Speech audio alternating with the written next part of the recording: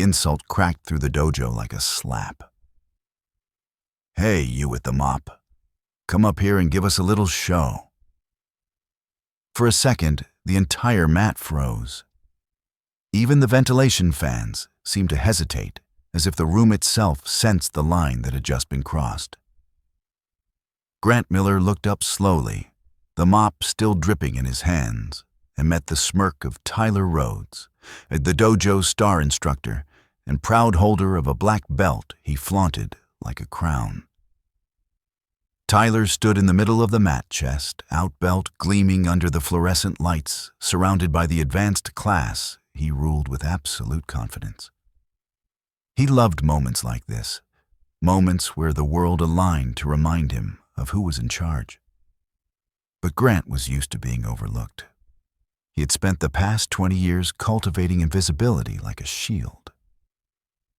To these students, he was the quiet janitor who arrived after hours to sweep sweat and chalk from the floors. A man of 42 with soft eyes, tired shoulders and hands, roughened not by combat but by honest work. Nobody knew the truth he carried under that plain uniform. Nobody had reason to guess.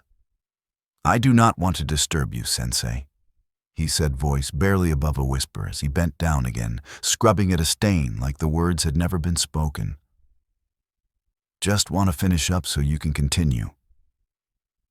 Tyler laughed sharp and theatrical, the kind of laugh designed to win an audience. "Look at that. He is so scared, he will not even step on the mat." 8 students followed with uncertain chuckles. A few exchanged faint glances, the kind that bloom when something feels wrong, but no one wants to acknowledge it. Grant let the noise slide over him. He had heard worse than mockery. He had lived through storms far larger than a young instructor with an overfed ego. But something old stirred inside him, a muscle memory of pride, of identity of a man he had buried long ago. He felt it stretch like a shadow, stepping out of a locked room. "Come on," Tyler taunted, swaggering closer, savoring every inch of his undeserved dominance. "Just a light demo. Show the newbies the difference between a martial artist and a janitor." Grant finally looked up, really looked, and in that fleeting moment, something shifted. A flicker, an instinct, a flash of the quiet calm that belonged only to men who had stood in the center of cages with thousands roaring around them.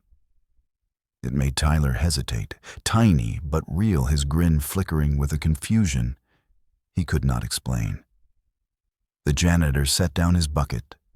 The faint slosh of water echoed too loudly in the stunned silence. "All right," Grant said, standing with emotion too fluid for a man who supposedly had never stepped onto a mat. His voice was calm, the calm of still water before a storm.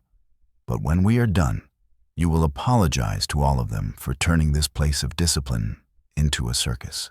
A ripple traveled through the students. Tyler barked a laugh, but it came out too sharp, too thin around the edges. "Apologize? You will be the one apologizing after your face hits the floor." If any of them had known who stood before them, not a single laugh would have dared surface. Because Grant Miller was not just a janitor. He was Grant, the Phantom Miller, 5-time world champion, undefeated, a ghost in the ring, whose opponents swung at air until exhaustion claimed them. 20 years ago, he had walked away at the height of glory, carrying the weight of an accident that had stolen his best friend and shattered his future in a single, terrible moment. He had sworn never to fight again. But some vows tremble when dignity is dragged through the mud. The dojo watched as he stepped onto the mat with quiet steps that seemed to hum with concealed power. Air shifted. Breathing stopped. Something ancient and coiled awakened in the space between the two men. Tyler puffed his chest out again, desperate to reclaim control. "Gather around, everyone. Tonight you will witness a demonstration of why martial arts has ranks and hierarchy." The students formed a semicircle. Some eager, some wary. Megan O'Reilly, the brown-haired girl with the steady eyes, leaned toward her training partner and whispered, "Something is wrong." Her partner shook his head, afraid to get involved. Tyler kept talking, trying to stretch his confidence into something unbreakable. This is the perfect example of why everyone should know their place. This dojo is not for well, you get the idea. But Grant heard only echoes. 22 years ago, Las Vegas, a crowd jeering. That country bumpkin will choke before round 3. 7 days later, he had thrown a punch too hard, too angry, and his best friend Jack Morrison hit the mat and never rose again. He had sworn off violence ever since. Megan's soft voice broke through the rising tension. "Sensei Tyler, maybe we should continue with our regular class." Her calmness struck the room like a colder blade than Tyler's arrogance. He snapped at her, using her full name like a leash. "Sit down and watch. You will learn more in 5 minutes from me than in a month." Grant saw her flinch. He saw her fear. And in it, he saw himself. The younger version who once carried both talent and doubt in equal measure, destroyed by pressure, guilt, and the need to prove something to those who did not matter. Tyler turned to Grant again with a sneer. "Show them a basic defensive stance. Or is that too complicated for someone whose specialty is holding a mop?" Grant closed his eyes, breathed, and in that single breath, 20 years of silence cracked open. Las Vegas returned. Blinding lights returned. Mocking voices returned. So did the weight of loss. But this time, something else rose with them. Resolve. He opened his eyes.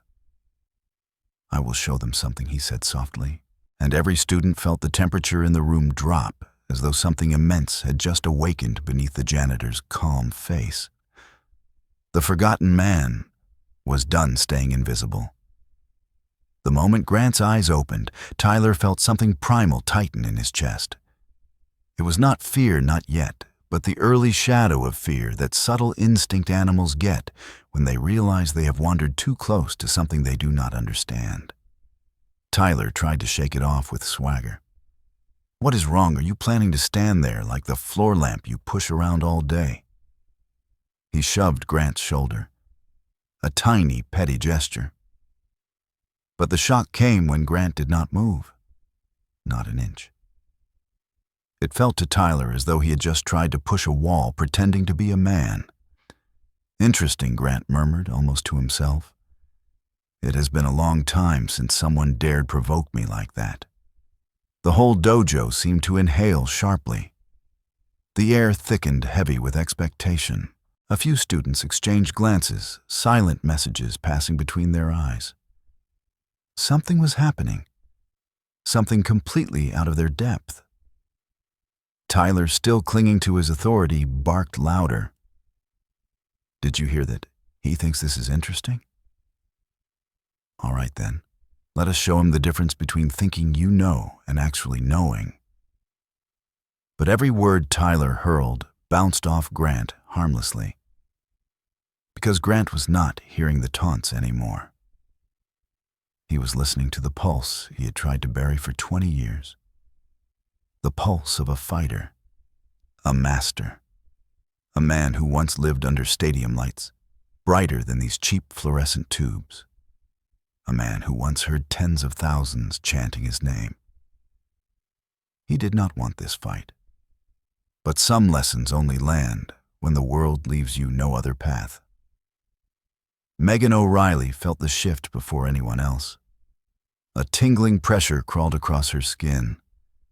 It was the same feeling she had once experienced watching archival footage of a legendary Muay Thai fighter right before he dismantled an opponent with a single roundhouse kick that was now studied in universities. This same heavy stillness lingered around Grant, as though the weight of his presence alone bent the air. "Last chance," my friend Tyler sneered, circling him. "Accept this little demo like a man, or I will call security and get you fired. You will lose everything." Grant's breath remained steady, even balanced like a metronome forged in discipline. "When we are done," Grant said slowly, "you will tell them why you turned a place of learning into a circus of humiliation." Tyler's forced laugh quivered with a new, unwelcome tremor. The students noticed. That laugh did not sound like dominance anymore. It sounded like a man trying to convince himself he was still in control. The truth was that control had already slipped from his grasp. Somewhere near the back, Cole Turner, the brown belt with 3 years under Tyler, felt his stomach twist. He had seen Tyler spar countless times. He had never seen him look like this. His stance was too stiff, his shoulders too high, the corner of his mouth pulled tight with strain. Then everything changed. Grant stepped forward. Just half a step. No more. But it was enough to send a jolt through Tyler's entire body. He flinched. The reaction was automatic, instinctive, raw. A black belt flinching from a janitor. The students gasped softly. Grant tilted his head with a calm curiosity, like someone examining a door he once locked and had just found open again. "Problem?" he asked quietly. No threat, no raised voice, no arrogance. Just pure distilled confidence, the kind that belongs to people who have already been tested by far worse than this room. Tyler's throat bobbed as he swallowed. "No problem. Just admiring your stance." "Did you learn that on YouTube?" Nobody laughed, not even the students who normally would have. The room was too still, too charged. "Actually," Grant replied, "I trained at the National Training Hall in Las Vegas." The name rippled across the dojo like a breeze passing under a closed door. Students frowned, trying to place it. Megan, already uneasy, felt the words latch onto something in her memory. National Training Hall. A name found only in footnotes of elite combat science articles. A place whispered rather than advertised. Las Vegas, Tyler scoffed. What kind of weekend seminars that Megan could not hold back anymore? She pulled out her phone, fingers trembling, and typed quickly. Las Vegas National Training Hall Martial Arts. The search results exploded across her screen. Training ground for 15 world champions. A single private session costs thousands of dollars. Home to legends, including She Froze. She typed again. Grant Miller Fighter, Las Vegas. And there he was. Younger, broader shoulders. A face half hidden in shadow, yet unmistakable. The same calm eyes, the same steady posture. Grant, the Phantom Miller, 5-time world champion, 47 wins, 0 losses, 0 draws. Retired suddenly at age 29 after the death of his sparring partner. Her breath caught. "Sensei Tyler," she said, unable to keep her voice steady. "You do not understand who he is?" The dojo fell silent. Tyler turned annoyed, then froze when he saw Megan's expression. She was not being dramatic. She was in awe. Terrified awe. "Grant the Phantom Miller," she whispered, reading aloud. "One of the most elusive fighters in MMA history, known for being impossible to hit." The students gasped, each one realizing just how disastrous the situation had become. Tyler's face turned the color of chalk dust. He pivoted toward Grant, eyes wide, suddenly seeing the quiet janitor for who he truly was. A legend. A phantom. A man whose name had once rewritten the record books. Grant's voice cut softly through the shock. "Last chance, Tyler. Apologize to her. Apologize to your students. Apologize to yourself." Tyler stood stiff, pride and panic warring inside him. He looked like a child who had just discovered the monster under his bed was real. He made his final mistake. He attacked. A fast jab, a clean technique, a strike that would have stunned any normal man. But Grant was no normal man. He simply was not there. No blur, no dramatic dodge. Just a quiet, effortless disappearance. Tyler's fist pierced empty air, and he stumbled forward, confusion flashing across his face. A ripple of disbelief swept the students. "Beginner's luck," Tyler muttered. Grant's eyes softened with something like pity. This was only the beginning. The dojo was quiet in the way a room becomes quiet after a storm, holding its breath, as if afraid that one sudden movement might shatter the fragile stillness settling over everyone. Tyler remained on his knees, shoulders trembling. His pride stripped away so completely that he seemed like a different man from the one who had strutted across the mat earlier that evening. Around him, the students stayed frozen, unsure whether to comfort him, to apologize to Grant, or to simply disappear into the walls. Grant looked at all of them with a calm that came from a place deeper than strength, deeper than mastery.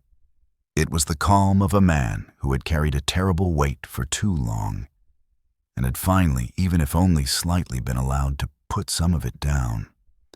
His heart beat slowly, evenly, as though it had relearned something ancient.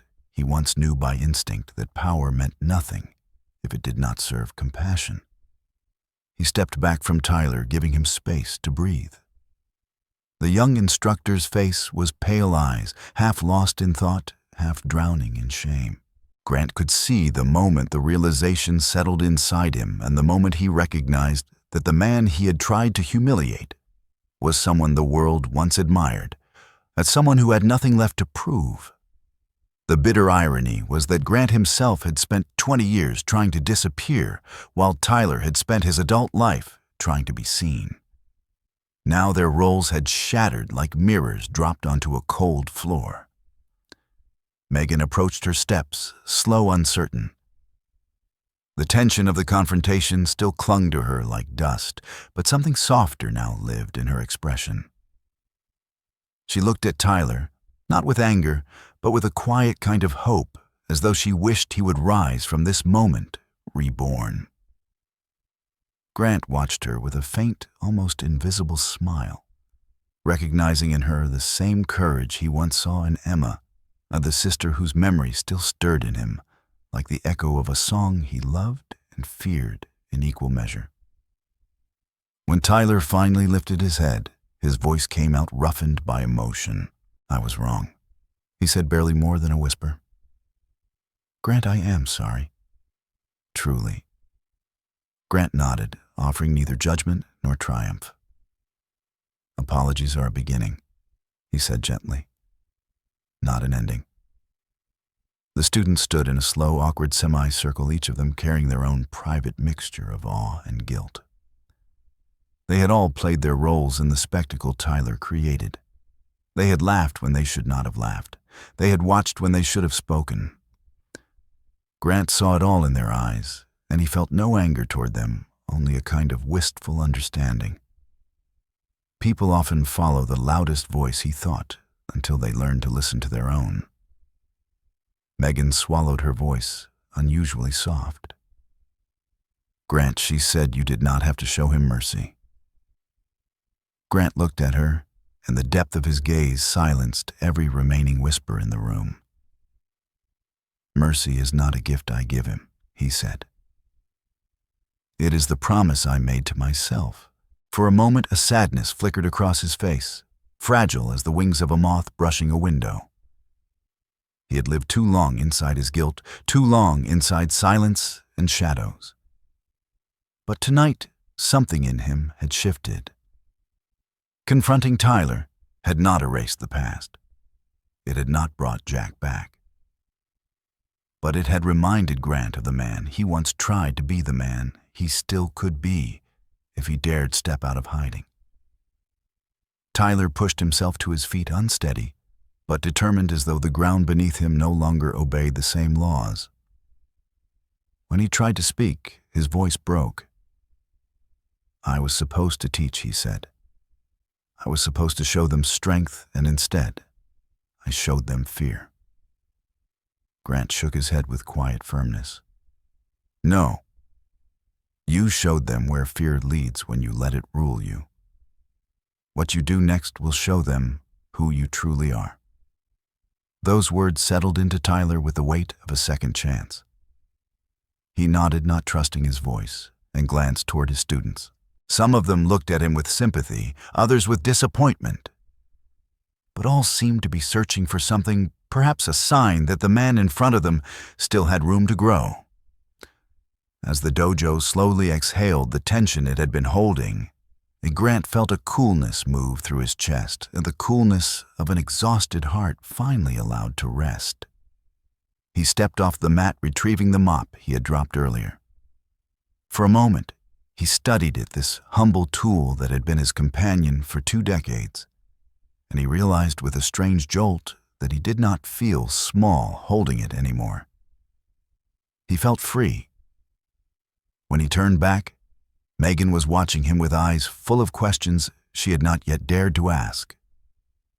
Tyler stood with his head bowed, but his spine straighter than before, a man learning humility, one breath at a time, and the students scattered like fallen leaves around the room were seeing the dojo with new eyes, as if the world had shifted slightly, revealing hidden doors none of them had noticed before. Grant lifted the mop, ready to finish the job he had come here to do. But the work on the floors suddenly felt less important than the work waiting inside every soul in that room. He felt the swell of something rising quietly within him, something he had denied for far too long. Possibility. And as he crossed the mat, each step slow, and even he wondered if perhaps this night was not an ending at all, but the first faint beginning of the life he had once believed he did not deserve to reclaim. The dojo emptied slowly that night, students drifting out in small clusters, their voices hushed, their thoughts tangled in everything they had witnessed. Some left with lingering fear, others with admiration. But most carried a quiet curiosity about the man who had swept their floors as invisibly as dust, yet moved on the mat like a tide no one could stop. Grant lingered by the storage room, putting away cleaning supplies with the familiarity of a man who had used them long enough to understand their comfort. He did not notice Megan approaching until her reflection appeared faintly in the metal door beside him. She stopped a few steps away, her hands clasped lightly in front of her, as if she was afraid of disturbing the air around him. The silence between them felt different from before, not tense, but weighted with something unspoken. Grant lowered the mop, closing the door gently. For a moment, he simply waited, sensing she needed to speak, that something in her chest had been beating too hard since the confrontation. "I looked up everything about you," she said finally, her voice soft but unwavering. "I read more after everyone left. Articles, interviews, old fight footage." That last part came out almost as a confession, as if she feared he might mind her curiosity. Grant smiled faintly. "And what did you see?" "Farsk." She hesitated, then shook her head with a faint laugh. "A ghost. A person moving faster than thought. A fighter who never looked like he wanted to hurt anyone." It was strange. Even in the ring, I did not see rage in your eyes. Only focus and sadness. Grant inhaled slowly, feeling the old ache in her words, the ache he had lived beside for so many years. "Fighting was never the hard part," he said quietly. "Controlling the reasons behind it was." Her gaze lowered, thoughtful. "I think you came back to life a little tonight." He looked at her, then truly looked, and found depth in her expression that made him think she understood more than she let on. Perhaps she saw the tiny fractures inside him, beginning to seal the faint glow of something waking. He did not answer because he was not certain yet, but he felt a warmth he had not felt in years, a warmth born from being seen, for reasons that had nothing to do with fame or fear. She stepped closer, lowering her voice. "Grant, do you ever think about teaching again?" The question struck him like a soft blow. Not painful, but piercing. He swallowed. Teaching means holding responsibility again. It means guiding people into a world I abandoned because I could not trust myself with it. Megan studied him, eyes steady. Tonight you guided Tyler without hurting him. You guided everyone here even without meaning to. Maybe that says something about the man you have become. Her words fell gently over him, and something shifted behind his ribs, a quiet rearranging of old beliefs. For 20 years he had chosen silence. Tonight, silence had chosen to let him go. Before he could respond, the front door of the dojo creaked open. Tyler stepped back inside, still in his rumpled GI, looking smaller than the young man who had strutted around hours earlier. His expression carried exhaustion and honesty in equal measure. "Grant," he began, voice barely above a whisper. "Do you have a minute?" Grant nodded, and Megan stepped aside, giving them space, but not leaving. Something in her presence felt grounding, steadying. Tyler approached like someone walking toward the edge of a truth he could no longer avoid. "I need to tell you something," he said. "When I first took over this dojo, I was scared, terrified actually. I thought if I did not act like I was the strongest person in the room, no one would respect me." He exhaled shakily. Power felt safer than honesty. Grant listened, the lines of pity and understanding softening his features. Tyler went on fighting to keep his voice steady. "Tonight, when you touched my chest and I flew backward, I thought you were going to break me.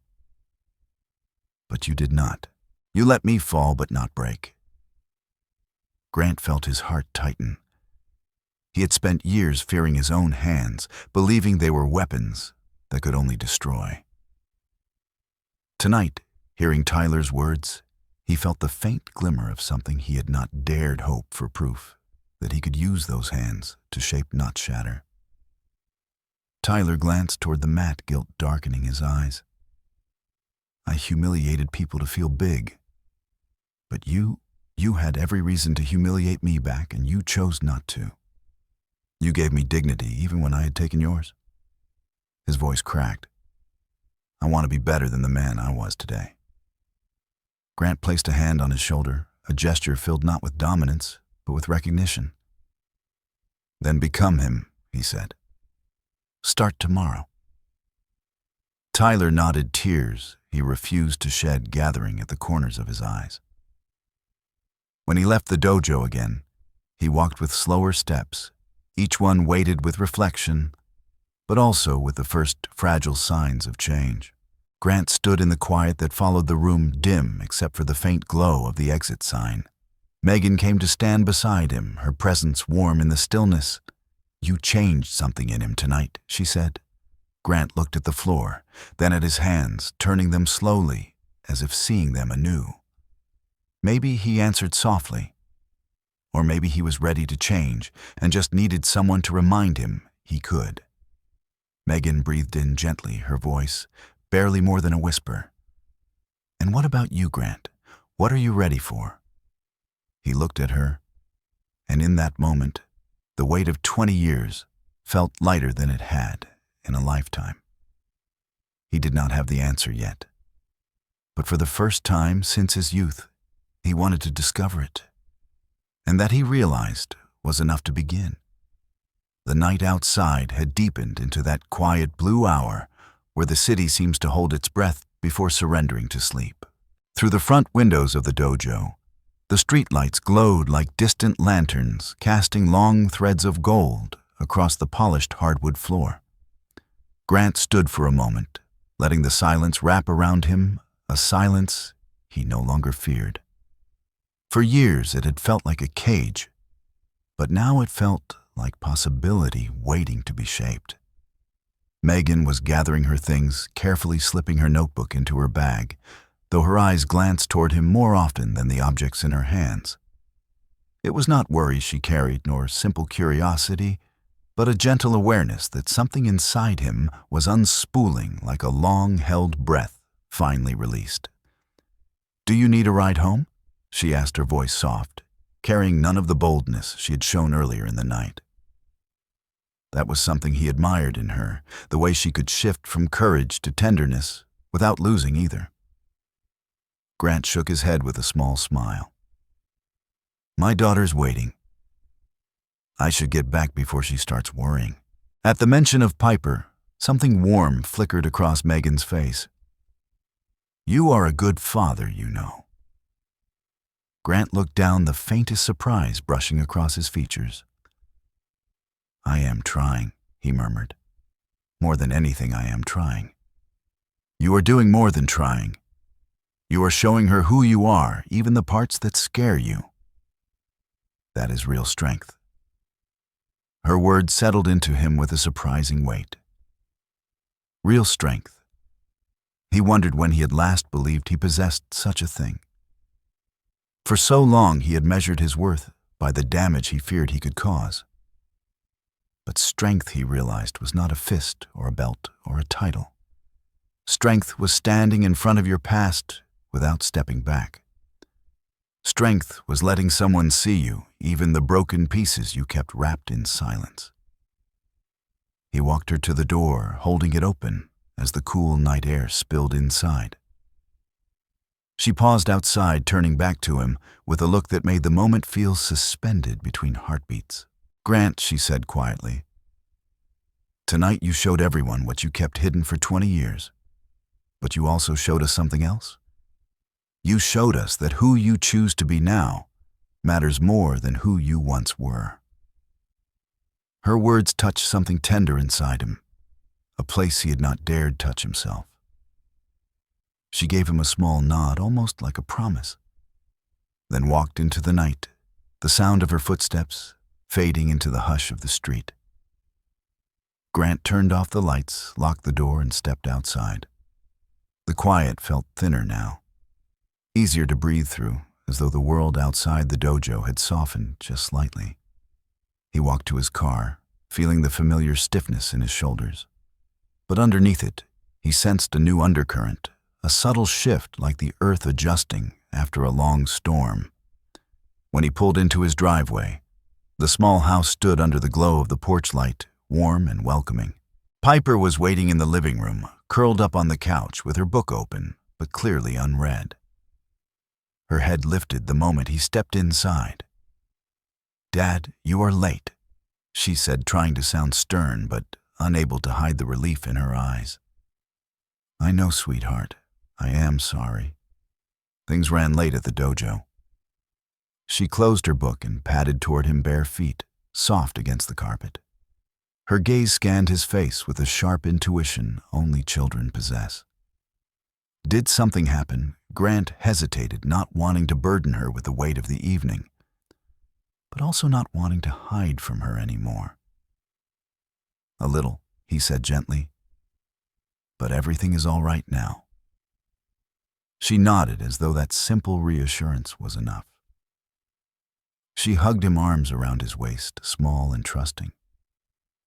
He held her tight, breathing in the faint scent of the shampoo she loved, the scent that reminded him he still had someone to fight for, someone to protect, not with fists, but with presence, guidance, and love. Do you want to talk about it? She asked into his shirt. Maybe tomorrow, he replied softly. Tonight, I just want to be here with you. She smiled and pulled back her eyes, shining with a brightness that made his heart ache in the sweetest way. I saved some dinner for you. He laughed quietly. That is the best news I've heard all day. They ate together at the small kitchen table, the quiet between them warm and comfortable. When she began talking about her school project, her voice animated and her hands drawing shapes in the air, Grant felt something settle inside him, a sensation like stepping into a room he had been locked out of for years. Home. When Piper finally went to bed, Grant stood alone in the living room, the house bathed in soft lamplight. He looked at his hands again, turning them slowly as though searching for the truth in their lines. They were the same hands that had once ended a life.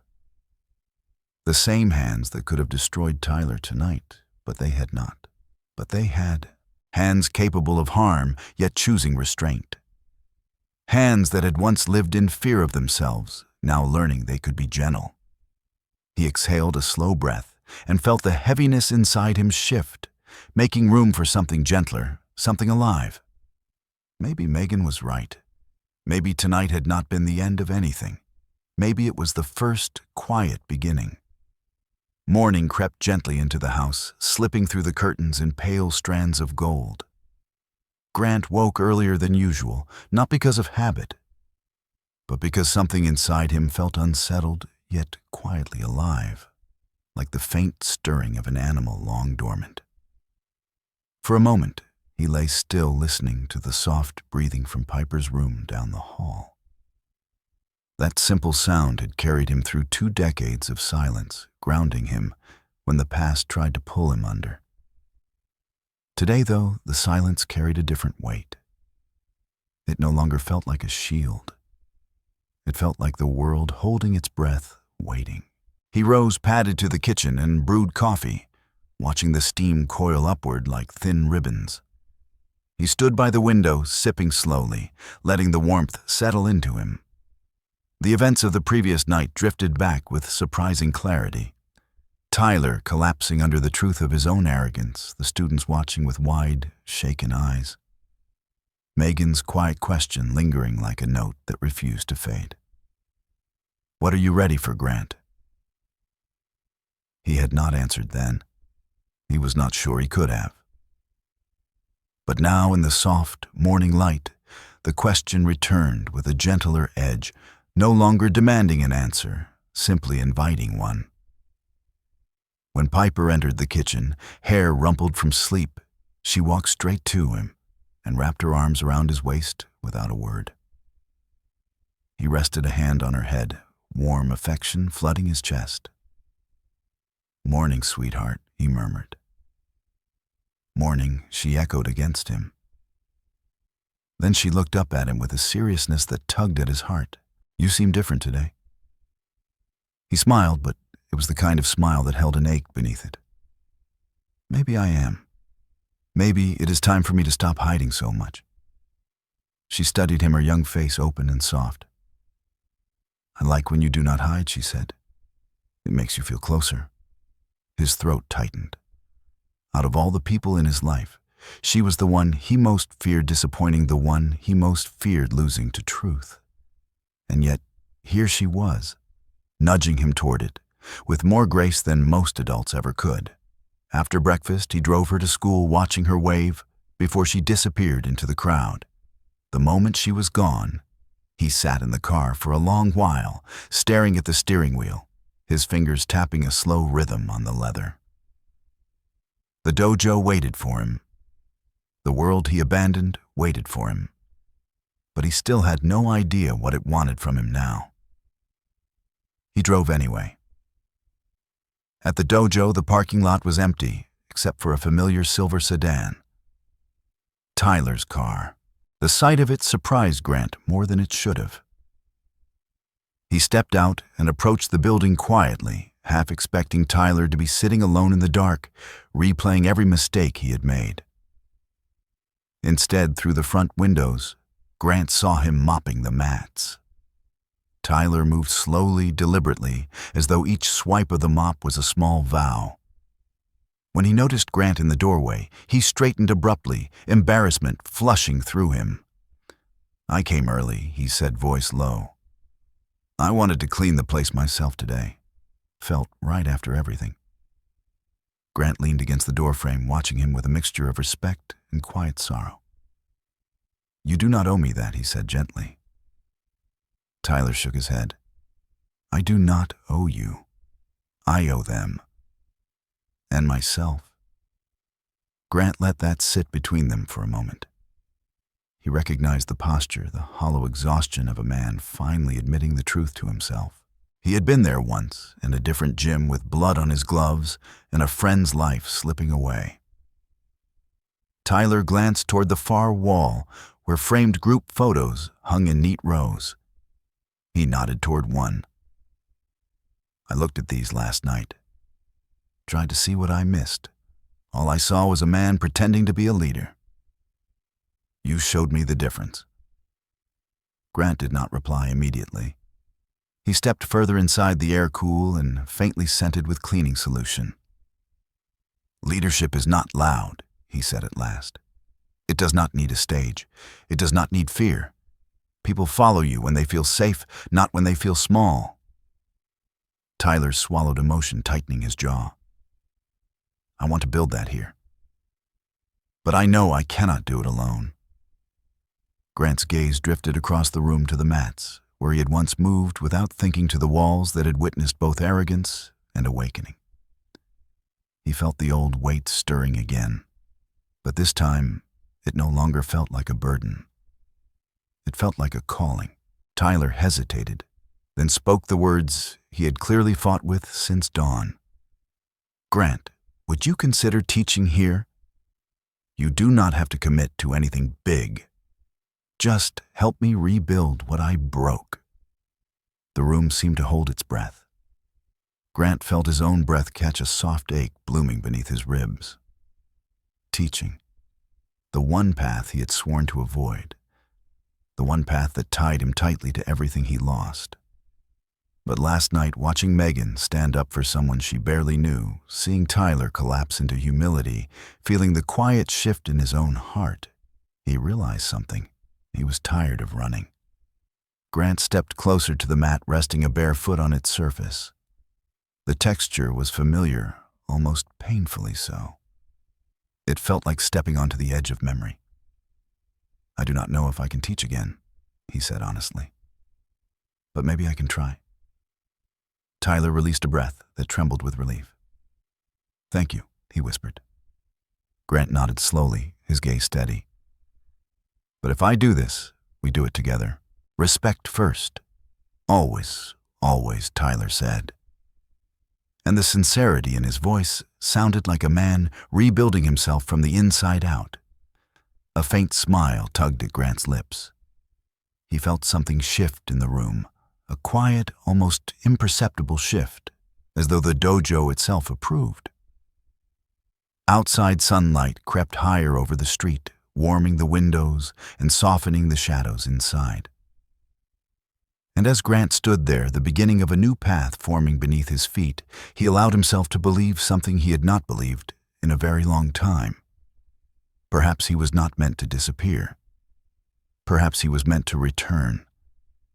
The first class after the storm arrived quietly, like a new season slipping in without fanfare. Grant stood inside the dojo long before anyone else arrived, and the morning light spilling across the mats in long, soft strokes. He traced the edge of the training floor with slow steps, each movement measured, respectful. The silence of the space felt different now, no longer heavy with secrets or regret. Instead, it felt like an unwritten page, a beginning asking to be claimed. Tyler was setting up equipment on the far side of the room, arranging pads with the cautious precision of someone rebuilding trust 1 inch at a time. The moment he caught sight of Grant, he straightened and offered a tentative smile. It was small but genuine, and Grant returned it before he could think. Some part of him was relieved to see that sincerity still there, fragile yet intact. Students began trickling in one by one, some glancing at Grant with open curiosity, others with awe or lingering uncertainty. A few avoided his gaze, entirely unsettled by the memory of what they had witnessed, unsure how to approach the man who had moved like living shadow the night before. Grant felt none of the discomfort they feared. He understood what it meant to see someone differently all at once. It took time for the heart to catch up. Megan arrived with her notebook tucked under her arm, hair pulled back, her expression thoughtful but warm. She greeted him with a soft smile that held more layers than words ever could. He nodded, feeling an inexplicable steadiness in her presence. As students gathered, forming loose circles of conversation, she wandered toward him, her eyes bright with quiet anticipation. "You came back?" she said lightly. He looked at the mats, then at her. "I did not want to, but something in me knew I needed to." Megan held his gaze for a heartbeat longer than usual. Sometimes what we avoid the most is where we are meant to be. Grant wanted to respond, but the sound of the front door opening interrupted him. A young woman entered, no older than 15, accompanied by her mother. She looked small beneath the weight of the world. She carried shoulders drawn, inward eyes, searching for a place to belong. Grant recognized that look instantly. He had worn it once himself. Tyler approached her, first kneeling slightly, so he met her eyes without towering over her. His voice was gentle, steady, so different from the sharpness he once wielded. "Welcome," he said. "I am glad you are here." "What is your name, Emma?" she whispered. "Well, Emma, we are honored to have you," Tyler said, rising slowly so he did not overwhelm her. "If you ever feel lost or scared, you come to me. Or to him." He nodded toward Grant. Emma's eyes widened when she looked at Grant, a mixture of fear and fascination, as if she sensed the quiet power woven beneath his calm expression. Grant stepped forward with a reassuring softness in his voice. "You are safe here," he told her simply. "And you will grow here one breath at a time." Her mother's shoulders loosened, and Emma managed a tiny nod, shifting her weight as though trying on a new kind of courage. The class began, and for the first time in 20 years, Grant stood not at the edges, but at the center. His presence was quiet, yet commanding, the kind of presence that did not need raised voices or elaborate demonstrations. He moved through the group with a soft attentiveness, correcting stances with a gentle hand on a shoulder, adjusting a foot position with a brief nod. Every gesture was precise, but warm, carrying both discipline and care. Tyler watched him with the gratitude of someone learning to breathe again. There were moments when he caught Grant's eye and offered a small nod, as though checking in, ensuring they were walking this new path together. Grant returned every nod with a calmness that surprised him. He had expected to feel exposed or overwhelmed, but instead he felt anchored, as if stepping into an identity he had been meant to reclaim all along. Emma stood near the back, timid at first, her movements hesitant and unsure. Grant moved to her side, slowing his pace for her alone. "Try placing your foot here instead," he said softly, guiding her without touching her. "Allow the ground to hold you." She inhaled shakily, shifted her weight, and tried again. This time her stance steadied. Her face brightened just a little. Grant felt something in his chest open, a warmth he had forgotten he was capable of feeling, the simple joy of seeing someone discover their own strength. As the class continued, Grant glanced toward Megan. She was standing off to the side, observing the students, occasionally scribbling notes, but mostly watching him, her eyes soft with understanding. When their gazes met, she held it without flinching. There was something tender in that look, something that recognized the distance he had traveled to stand where he stood now. By the time the session ended, the room hummed with a different kind of energy than before. Not fear, not inequality, but the fragile beginnings of community, of trust. Students approached Grant to thank him, their voices hesitant but sincere. Tyler dismissed the class with humility rather than authority, and Emma left with a shy smile that made her mother's eyes shine. As the dojo emptied, Grant remained in the center of the mat, the silence settling around him like a familiar friend. Megan approached him, slowly closing her notebook as she did. "You fit here," she said.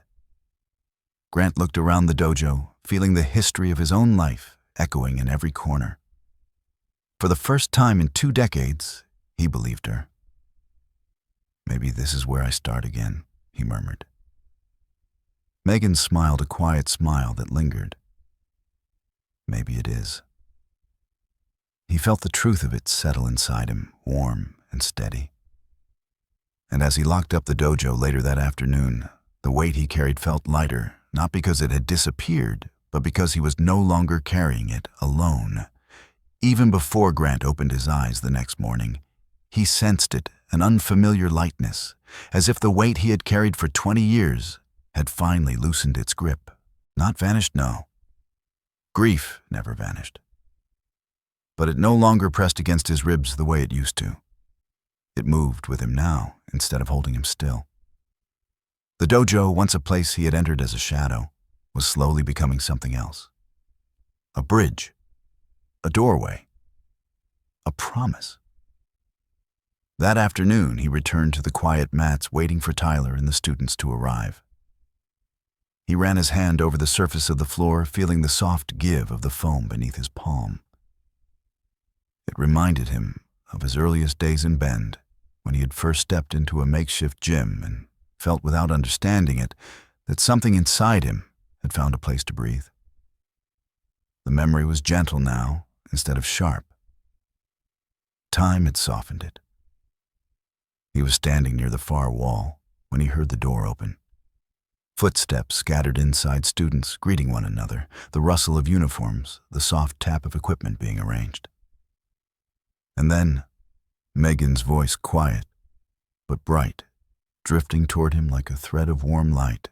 "You came early," she said, approaching with her notebook under her arm. "Old habit," he replied. "Showing up before the world wakes up." Her smile deepened at the edges. "Maybe you like being here more than you think." He looked at her, and something in him settled. She had a way of saying things that felt less like observation and more like truth spoken aloud for the first time. Before he could answer, he noticed Emma across the room kneeling on the mat and tying her belt with careful fingers. When she looked up and saw him, her face brightened with a quiet joy that reminded him of Piper. Strength blooming where pain once lived. He walked to her, lowering himself to one knee. "Ready for today?" she nodded. "More ready than yesterday." That simple sentence warmed him in a way that surprised him. Emma was changing slowly, bravely, and he was part of that change. He had not realized how much he needed to feel useful again, not as a fighter, but as a guide. Class began with an energy he had not felt in years. Tyler taught with sincerity, instead of ego, moving with a humility that softened even his rough edges. Students followed with a mixture of eagerness and respect, the room alive with purpose rather than tension. Grant wove between them, quietly correcting here, encouraging there, letting his presence guide the rhythm of learning. He no longer feared the intensity within him. He no longer held himself like a loaded weapon waiting to go off. His power felt different now, steady, warm, a pulse that shaped rather than destroyed. At the end of class, Tyler asked everyone to sit. Students gathered in a loose circle, some cross-legged, some kneeling, their eyes lifting toward the two men at the front.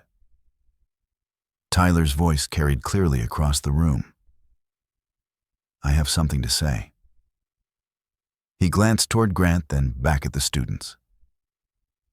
"When I first opened this dojo, I thought strength came from being the loudest voice in the room. I thought respect meant standing above people instead of beside them. I was wrong." Silence settled, heavy but hopeful. "Grant taught me something none of my black belts ever could. Strength is not about intimidation. It is about intention. It is about control. About seeing people and helping them stand." He looked at Grant with gratitude that no longer felt fragile, but real. "I hope to be better. I will be better. Thank you for giving me the chance to try." Grant felt the sincerity pulse through the room, and something inside him softened further, like a cracked stone warming in sunlight. He stepped forward, speaking in a voice that was quiet, but filled the space as if carried by something older than sound. "We all begin somewhere. The problem is not falling. The problem is refusing to rise." His eyes scanned the faces before him. Tyler, Emma, the students who now watched him, not with awe but with trust. If we learn from what breaks us, it does not own us anymore. The room seemed to exhale all at once. A circle of people, each carrying their own wounds, suddenly connected by the possibility of healing. After class, Megan approached him as students drifted away. She closed her notebook slowly, as though ending a chapter she had been writing not just academically, but personally. "Grant," she said softly, "you changed this place." He shook his head. "This place changed me." She stepped closer, her voice lowering. "So what happens now?" Grant looked around the dojo, not the place it had been, but the place it was becoming. Tyler teaching with humility, Emma blooming with courage, students opening themselves to learning without fear, and himself no longer hiding from his own hands or his own history. "What happens now," he said, "is that I live again." Megan's smile warmed, not bright or dramatic, but deep and steady, the kind of smile that stays with a person long after they look away. "I am glad," she whispered. Truly. Grant felt something shift inside him, a gentle final click in a lock that had been stuck for 20 years. He breathed in, breathed out, and for the first time, the air did not feel heavy. That evening, after walking Megan to her car and saying goodnight, he stood alone in the quiet parking lot. Above him, the sky stretched in a wide sweep of dusk blue. He lifted his face to it, listening to the distant murmur of the city, the whisper of wind across the asphalt, the steady rhythm of his own heartbeat. He was not the phantom anymore. He was not the ghost of a fighter who had disappeared. He was not a man hiding from the world out of guilt. He was Grant Miller, a father, a teacher, a man who had fallen and learned to rise, and now chose to walk into a future built not on fear but on purpose, a future where strength meant lifting others up. Piper, Emma, Tyler, every student who stepped onto the mat, searching for themselves, and as he turned toward home, the air around him felt open, almost luminous, carrying a whisper of everything he thought he had lost. He had found his way back. And at last, he was ready to live the life waiting for him. If you want, I can compile all parts into one seamless novel chapter, or continue with an epilogue. In the end, Grant's journey reminds us of a truth. Professionals in martial arts and psychology have long understood strength without humility collapses into violence. But strength guided by self-awareness becomes a force that heals. His story is not only about mastery of technique, but mastery of the self. It shows how accountability rebuilds character, how compassion reshapes power, and how courage is often quiet, unfolding in moments where no applause exists. If this story moved you, let it remind you that growth is always possible, no matter how long you have carried your past. And if you want more stories that explore the heart behind true strength, feel free to like the video and subscribe. Your support helps bring more narratives like this to light. Before you go, leave a short comment below with the phrase, "Rise again."